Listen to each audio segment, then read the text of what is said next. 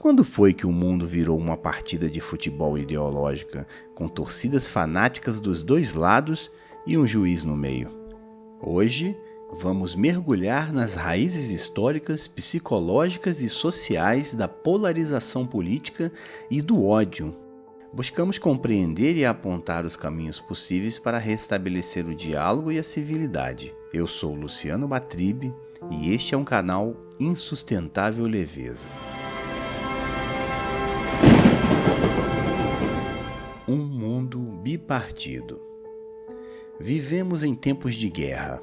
Não uma guerra com tanques e bombardeiros, mas com tweets. Uma batalha não por territórios, mas por narrativas. São tempos marcados por profundas divisões políticas e sociais, direita versus esquerda, cada vez mais difícil discordar de alguém.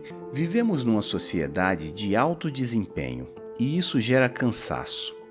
O esgotamento emocional e a competição constante acabam potencializando sentimentos negativos como raiva e ressentimento. Capítulo 1. Origens históricas da polarização política.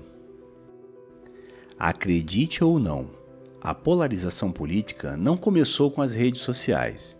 Suas origens podem ser rastreadas até momentos cruciais da história humana.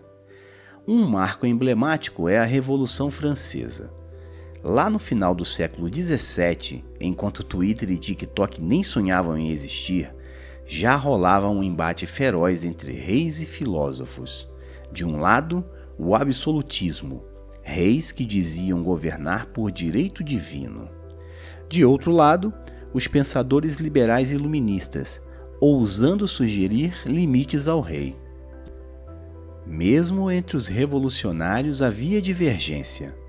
Durante os debates na Assembleia Nacional Francesa, os girondinos, defensores da implantação de uma monarquia constitucional, sentaram-se à direita do presidente da Assembleia, enquanto os revolucionários jacobinos, que defendiam mudanças mais radicais, posicionaram-se à esquerda.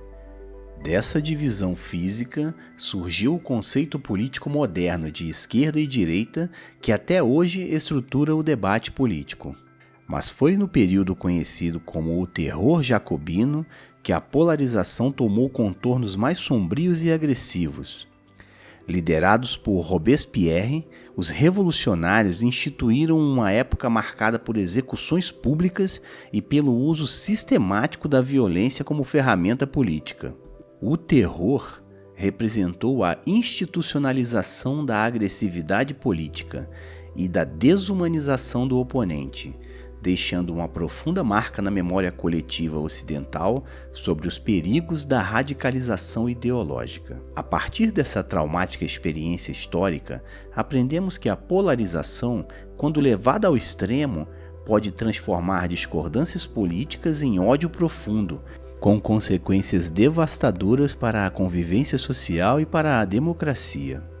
Uma curiosidade: no final, o próprio Robespierre foi vítima do ódio que ele tanto disseminou e também acabou morrendo guilhotinado. Capítulo 2. O século das ideologias. No século XIX, a briga ganhou novos personagens e ficou ainda mais complicada. A polarização política ganhou contornos inéditos, motivada pela profunda transformação social trazida pela Revolução Industrial. Com cidades lotadas, condições precárias de trabalho e desigualdade extrema, o cenário estava montado para o nascimento das grandes ideologias políticas modernas. O liberalismo, herdeiro direto do iluminismo, virou moda entre as elites. Adam Smith e John Stuart Mill defendiam a liberdade individual, o Estado mínimo e o livre mercado como regulador das relações sociais. Mas é óbvio que havia gente do contra. Surgiram então os conservadores clássicos. A resposta dos que achavam que estava tudo indo rápido demais. Figuras como Edmund Burke pregavam que as mudanças rápidas eram perigosas e ameaçavam a estabilidade social. Mas a Revolução Industrial não estava nem aí. Ela criava fábricas, desigualdade e uma nova classe, o proletariado. É aí que surgem Karl Marx e Friedrich Engels, com sua promessa de um paraíso sem propriedade privada no seu famoso Manifesto Comunista de 1848. Eles descreviam a história da humanidade como uma eterna luta de classes entre exploradores e explorados. Para eles, o capitalismo representava a última etapa dessa luta de classes, antes da Revolução Socialista, que culminaria numa sociedade sem classes, ou seja, comunista. Essas ideias se espalharam rapidamente, polarizando sociedades europeias e gerando medo entre as elites e esperança entre os trabalhadores. A partir daí, o medo tornou-se um combustível político poderoso, alimentando discursos cada vez mais radicais e estimulando a demonização dos adversários. Assim, o século XIX estabeleceu uma divisão mais profunda. De um lado, a manutenção da ordem estabelecida, muitas vezes violenta e autoritária. Do outro, a busca por transformações radicais que não raro flertavam com revoluções violentas. O ódio político nascia como expressão pública legítima, pavimentando o caminho para conflitos ainda maiores. Capítulo 3 – O planeta que rachou no meio. Se o século XIX plantou as sementes das grandes ideologias, o século XX foi o campo onde elas floresceram em toda a sua potência e violência. Durante a Segunda Guerra Mundial, a polarização atingiu um de seus ápices históricos, dividindo o mundo entre as forças do eixo, Alemanha nazista, Itália fascista e Japão imperial, e os aliados, liderados por Estados Unidos, Reino Unido e União Soviética. A propaganda de ambos os lados retratava o adversário como inimigo absoluto, desumanizado, justificando o uso intenso do ódio como um instrumento político e psicológico. Coincidência ou não, os principais disseminadores do ódio acabaram se dando muito mal, com Benito Mussolini sendo massacrado pela população e Adolf Hitler tirando a própria vida para não ter o mesmo fim. Após a Segunda Guerra Mundial, a polarização virou geopolítica. O mundo viu-se claramente dividido em dois blocos rivais, representando duas formas opostas e irreconciliáveis: o capitalismo, liderado pelos Estados Unidos, e o comunismo, liderado pela União Soviética. O primeiro-ministro britânico Winston Churchill, em um famoso discurso, disse que uma cortina de ferro dividiria o mundo. A construção do Muro de Berlim em 1961 transformaria a metáfora de Churchill em realidade. Bem-vindos à Guerra Fria. A Guerra Fria representou a institucionalização global da polarização. Os países eram obrigados a escolher os lados. Em discursos inflamados, os líderes políticos e ideológicos demonizavam o adversário. De um lado, falava-se da ameaça da tirania comunista. Do outro, denunciava-se o imperialismo capitalista. Essa simplificação binária ajudava a alimentar sentimentos de medo e ódio, pois era mais fácil odiar o inimigo claramente definido e supostamente maléfico. Na América Latina, essa escolha custou caro. Ditaduras militares, golpes, guerrilhas. No Vietnã, na Coreia, em Angola, a briga ideológica virou conflito armado, as chamadas guerras por procuração. Estados Unidos e União Soviética não entravam em conflito direto, mas patrocinavam e fomentavam a guerra nesses países ideologicamente divididos. Nesse contexto, um aspecto merece atenção especial: o uso deliberado de ódio como arma ideológica. Filósofos como Hannah Arendt alertaram que regimes totalitários se sustentavam não apenas pelo medo, mas por um ódio cuidadosamente nutrido. Para Arendt, o ódio político não surge espontaneamente. Ele é fabricado, administrado e instrumentalizado por governos para controlar populações e justificar abusos. Na Guerra Fria, cada lado via o outro como uma ameaça existencial. Discursos e propagandas descreviam adversários como inimigos monstruosos que pretendiam destruir o mundo. era a lógica do nós contra eles, levada ao extremo, legitimando atrocidades como perseguições políticas e censura brutal. Exemplos históricos são inúmeros. O macartismo nos Estados Unidos, com sua paranoica caça aos comunistas, resultou na perseguição e destruição de reputações. Na União Soviética, dissidentes eram tratados como traidores e submetidos a campos de trabalho forçado. O ódio político tornou-se uma ferramenta poderosa e destrutiva. Capítulo 4. Bolhas de ódio. Na década de 1990, a queda da União Soviética e o fim da Guerra Fria trouxe esperança de paz e entendimento global. O economista e filósofo Francis Fukuyama chegou a decretar o fim da história, ou seja, a humanidade, agora totalmente capitalista, havia chegado ao seu ápice e não teria mais para onde evoluir. Porém, com a revolução digital e as redes sociais, o ódio político ganhou um novo fôlego e com a internet todos ganharam voz. Com as redes sociais, todos ganharam um megafone. E aí, os algoritmos entraram na festa. E eles não querem saber de diversidade de opinião. Eles querem cliques, engajamento. E nada engaja mais que indignação.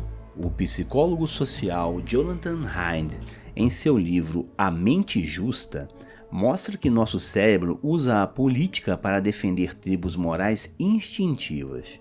Os algoritmos, percebendo isso, passam a servir um menu personalizado de indignações calóricas. Se você é progressista, verá horrores cometidos pela direita insensível.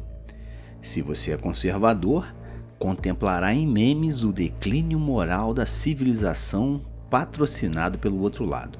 Cada grupo, fechado dentro de sua bolha, acredita piamente que está no último refúgio de lucidez e passa a enxergar quem pensa diferente como um alienígena, ou pior, como um inimigo.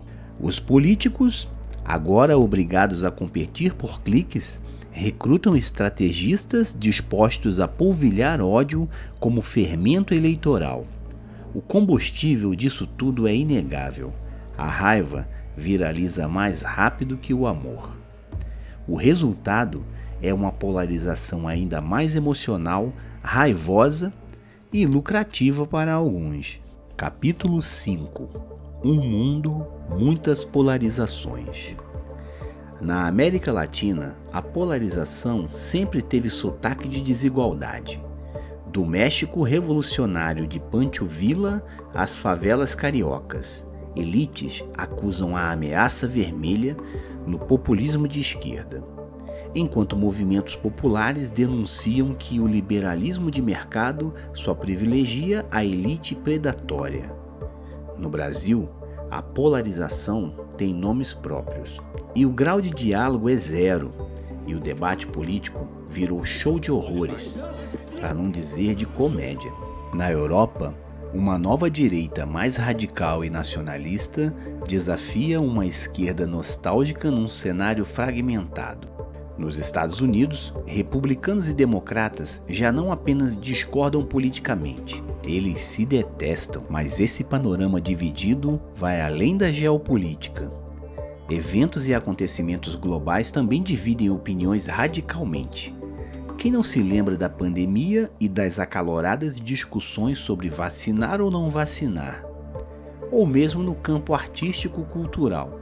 O mais recente show da Madonna no Rio de Janeiro despertou paixão de uns e repulsa de outros. Capítulo 6. As delícias da certeza.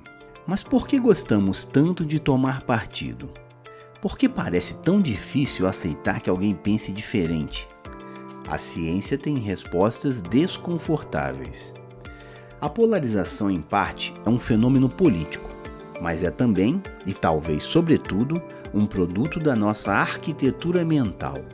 Nosso cérebro é economicamente preguiçoso, prefere atalhos, prefere certezas. Por isso, adoramos tribos. Somos viciados em confirmação. Ler uma notícia que concorda com nossa visão de mundo ativa os mesmos circuitos de prazer que chocolate. Também já foi confirmado que sentir indignação moral libera microdoses de dopamina. O historiador francês René Girard argumenta em seu livro O Bode Expiatório que a violência e a ordem social estão intrinsecamente ligadas. Em situações de crise social, quando a violência recíproca e os conflitos aumentam, as pessoas buscam um indivíduo ou grupo para atribuir a culpa, criando um bode expiatório, que pode ser simbolicamente sacrificado. É um mecanismo psicológico que usamos para restaurar nossa coesão interna. Sentir que você está com os bons e que os maus estão do outro lado é reconfortante, dá identidade, dá segurança e, claro, dá curtidas. Haidt complementa que todos possuímos fundamentos morais, mas alguns grupos enfatizam uns e negligenciam outros. Enquanto progressistas priorizam cuidado e justiça, conservadores destacam lealdade, autoridade e santidade. Redes sociais simplificam o debate, produzindo e disparando memes que acionam fundamentos opostos, produzindo um curto-circuito emocional de alta voltagem. Assim, cada lado julga no outro não apenas uma simples e irremediável incorreção, mas uma deficiência moral profunda e irredutível. No fundo, polarização é sobre pertencimento. Só que quando todos querem pertencer a uma bolha cada vez menor, o mundo todo fica cada vez mais frágil. Capítulo 7.